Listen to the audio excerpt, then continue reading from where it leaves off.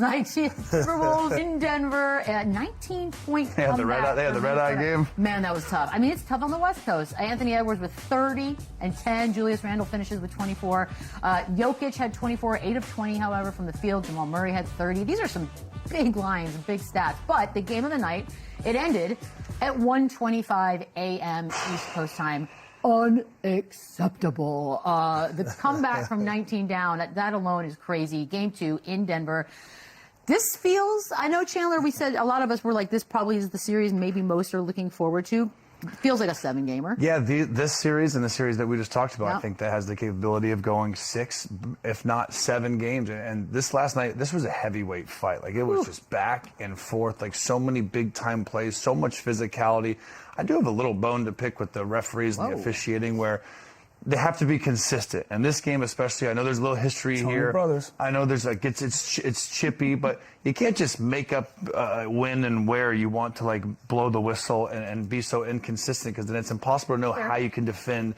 And this game, again, the way the Timberwolves turned on the defense at the end of the game, fighting over screens, blowing up pick and rolls, like that to me was why they won the game. They brought the fight to them, and it was back and forth again. This game was, we always talk about playoff basketball and the atmosphere like this. Watch this game and tell me that this intensity and this wasn't different than the other 82 games you just watched the last couple months. So this game was awesome. And again, Anthony Edwards, I said 2 days ago that he didn't look like himself. We were worried. I'm not worried anymore. 24 hours later, like he is back, and Good sleep, maybe. he's going to get some time to go back home. And again, now all the momentum. Oh, that my was God. insane. That's fun. Now all the momentum goes back to the Minnesota Timberwolves at home. You know that place is going to be rocking. Like, this series is awesome, and I'm glad we get to watch it. Now look, Love that. I want y'all to just look at these highlights. These are fun, huh? Like this was Minnesota last night, and I think Denver got intoxicated by jump shots. Last night in that fourth quarter, you know, Jamal Murray especially, he was making a bunch of shots, and he's a tough shot maker. I think he just got too comfortable with settling for jump shots, settling for the mid-range. When you had a Minnesota team that was constantly pushing the ball and getting to the rim and attacking the rim. You know, I looked at Naz Reid. He was attacking the rim. Jaden McDaniels was attacking the rim. He was keeping the ball alive with second chance points on the offensive glass. DiVincenzo, hustle plays, making sure they're getting second opportunities. When he getting the ball, he was the one that was shooting the long, deep range threes. Then you had Ant Edwards. Every single highlight we just made, that we just showed, he's putting his head down. He's getting to the basket, he's attacking, and he's putting all the pressure on the defense. It was the tale of two teams. I thought Jokic took too long to get involved in this game because of Jamal Murray. I think Murray had it going early, and Jokic kind of was just setting the table, being a facilitator, making sure that he got the ball, and then tried to get into the flow of the game. And I think it was just too late. After that, I think the game had passed him by. I know he had a 14 to 16 point third quarter, but did again, you see the fourth? He and Murray 2 and 19. Right. So that's what I'm saying. This is a rhythm game. When you wait so long to get involved in this game, and then once you're ready to be aggressive on the offensive end, and the game is already in the flow and it's passed you by, it's hard to catch up with it. And it showed in that fourth quarter by those guys being 2 and 19 collectively. But again, a lot of those were even still 18 feet away from the basket and beyond, just shooting long shot after long shot and allowing the Minnesota Timberwolves to run out and attack you. Yeah, even the last shot of the game, like, I hated that long two. they needed a 3, and he took a 19-foot 2-point. Like, it didn't make any sense. If anything, I thought the Timberwolves was going to foul, which that was, you know, each team has a different philosophy there, but you got to play faster. You got to get either downhill, get to the free throw line, or you got to shoot the 3 there. They wasted too much time there at the end of the game. Well, why foul when you force them into the line? And they haven't made a shot in a long time either, so don't let them even go to the free throw line. But 21 points in the fourth quarter for them is not enough. That's insane a little bit. That's what you guys saw on the offense. Well, guess what? Friend of the show, Jaden McDaniels, he's going to share what he thought worked for Minnesota. He's been giving them a lot this side. time. He corrupted this dude. Go out to Jokic, Jamal, all the bad defenders, Tim Hardaway, Cam Johnson, Aaron Gordon, the whole team. Like, just go at them. They're all bad defenders. Yeah, they're all bad defenders. Well, And like looking all Darth Vader. The like, reporter going, they're all bad? He goes, they're all bad. And you know he what? named them, Luke. And if he's talking about defense, and if anybody that's qualified in this series to talk about how somebody plays defense is going to be Jaden McDaniels. He's stood up to it, and he's owning it. You know, he put an address on it. Attack all of the bad defenders. You know, even if they are good defenders, he's saying that we're more athletic than them, we're still finished. I like the confidence, you know, and even if they're gonna take some type of motivation from this, they got to guard. You can't outscore them in this conversation. You still got to sit down and guard these guys. And I think they got a lot of good production out of everybody. Like I just mentioned, DiVincenzo was great. Naz Reid was great. Bones Highland came in, made a couple of big shots for him. And Jaden McDaniels, he was on the rim. All of those guys having an impact, hate it or not. He was telling the truth in this particular game. Yeah, I would say that they're not a great defensive team. They're a bottom 10 defensive team all season long, and it's not really what they do. They're an offensive juggernaut, and they can score the ball in many different ways. So they are going to test Minnesota on that level where they are a good defensive team. And like we saw in the fourth quarter, in the end of the game, Minnesota was more physical. Like they were unreal, blowing stuff up. Like that. This is how it's going to be. This is a really good defensive team against a really good offensive team, and no one's giving in. So I love it. Naming them if is I'm wild. Chris Finch too, knowing Chris Finch, I think Chris Finch kind of loves it too. Like so does Ant. like most coaches would be like, don't say that, don't poke the bear. This is Jokic or like whatever. I don't think Chris Finch has any problem with this. When you call out guys as being bad defenders, this is the one argument that somebody has to show you. Yeah, it's not like they can hear this and start blocking up now like this. Exactly. It's gonna be what it is. The only way that you can deal with this problem is to change the narrative around your names, and he doesn't think that they can. It's a great soundbite. Yeah. I love a good soundbite. Ant Edwards also flying around last night. I'm sure he appreciates the candid honesty here as well, but he did talk about his motivation. Here he is.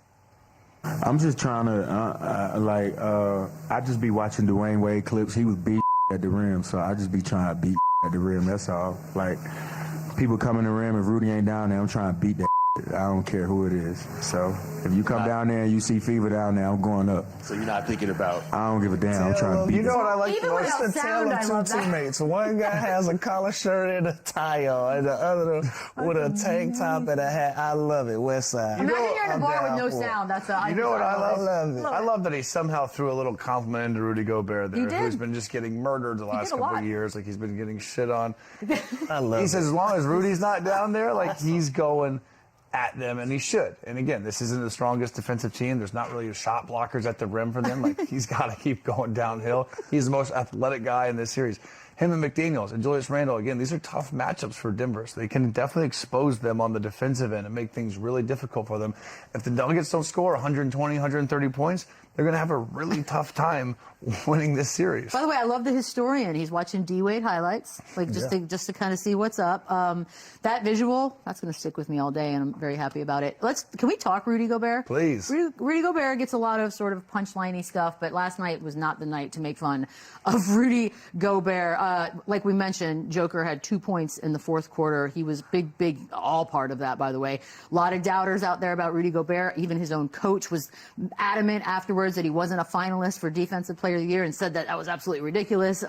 Let's give some love to Gobert, guys. Him and Jaden McDaniels, I think they're spectacular. But speaking of Rudy Gobert and what he's doing, just in particular against Jokic this series, listen, we know how good Jokic is. He's going to figure it out. He's still going to get his numbers come the end of this series, and there's no stopping Jokic.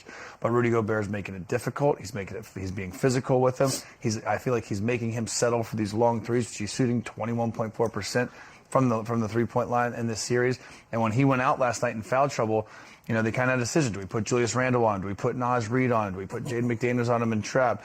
And kind of Jokic was picking the defense apart and playing at his own pace. Then Rudy Gobert comes back in, and he's inefficient. His length is giving him trouble. So we talk about him a lot offensively. It's not his thing, but defensively there is no denying what he does and his impact on this team. His teammates support him. You always hear Jaden and Ant kind of speak volumes of him, how comforting it is just having him behind him. And it's showing in this series, just matching up with arguably the best player in the game and making it really, really difficult for him. Well, what you just said, though, is impact. Because if you look at the stat sheet, you're probably going to say, well, he didn't really do much. He only had 7 points, 7 rebounds. He had 2 steals. 2 points, 7 rebounds. 2 points. Yes, 2 points. My bad. And he was a -4 on the plus-minus. So if you look at that stat line, you'll probably say that Rudy Gobert didn't really do much in this basketball game. But when you talk about impact, just being aggressive, making it tough for a guy, changing shots at the rim, and being somebody that teams know that we can't go in the lane and finish over this guy, so we got to settle for long jump shots. And if you You force guys into a box where they shoot 2 for 19 in the fourth quarter because they're shooting a bunch of jump shots. That's where your impact comes in. So, like I said, if you watch that box score, you might not give Rudy Gobert props, but if you're watching this in real time, you're seeing the tremendous impact that he had on the defensive end for this team. Those 27 minutes of just his altering shots and his existence on the defensive end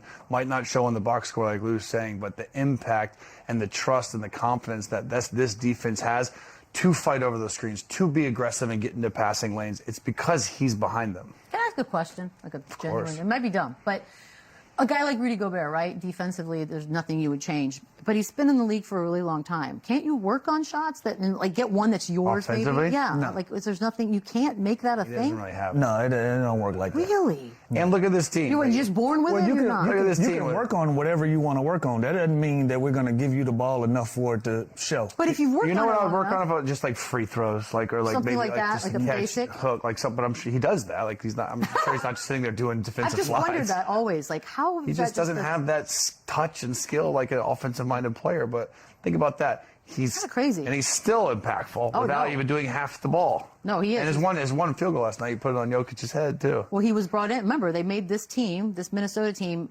literally to beat Denver. Like this was the game plan when they put this thing together. I don't even know if you can pick one, guys. Leo, is there another guy besides Ant on this Minnesota team that has to be the guy for them to succeed in these playoffs? It's a few of them. But if I want to highlight one person, I'm going to highlight DiVincenzo. Okay. Just the hustle plays that he made last night, diving into the crowd, offensive rebounds, being energetic, giving them opportunity after opportunity to put points on the board, and what he did on the defensive end. Like, I just watched that game from him last night, and we're going to talk about Ant Edwards, we'll talk about Julius Randle, but DiVincenzo was the guy that was making play after play when they were leaking a little bit and they needed something. He hit a deep three that was needed when they were down about 14 points or so, and he cut it to 11, and from there, they were able to start putting a run together. Like, he just made all of the small plays that I think is necessary, like a great glue guy for this team. You think New York misses him? Absolutely. Yeah. dude, And by the way, absolutely. when I look at this team, like Lou just said, there's so many different X factors, and obviously Anthony Edwards, we know what he's going to do, and I love Julius Randle. I think Jay McDaniels is probably their second most valuable player just because what he does on both sides of the ball.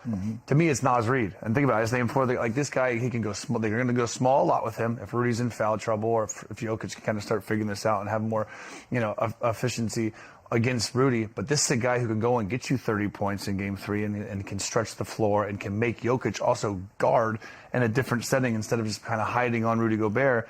Now all of a sudden you have to guard a lot of action with Naz Reid in it at the small ball 5. So I think he could really put Denver even more of a bind. I was today years old when I realized, because I'm looking at this stat sheet, DiVincenzo on the stat sheet has 0 offensive rebounds, but I watched him tap out at least 3 or 4. I thought those were offensive rebounds. We need to count those. Or make them That's what something I'm else. saying. You need to count those Yeah, let's- because he kept 3 or 4 possessions alive just by tapping the ball out to somebody We on have his another team. change for the league to look into There in you the go. offseason. There you go. One more thing for your list. Guys, got to take a quick break. There was another game.